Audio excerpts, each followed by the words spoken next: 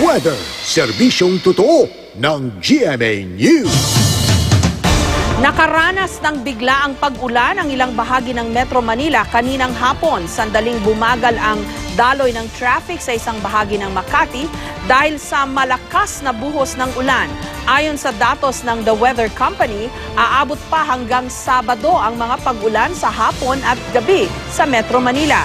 Posible rin ang ulan sa Calabarzon at Northern at Central Luzon.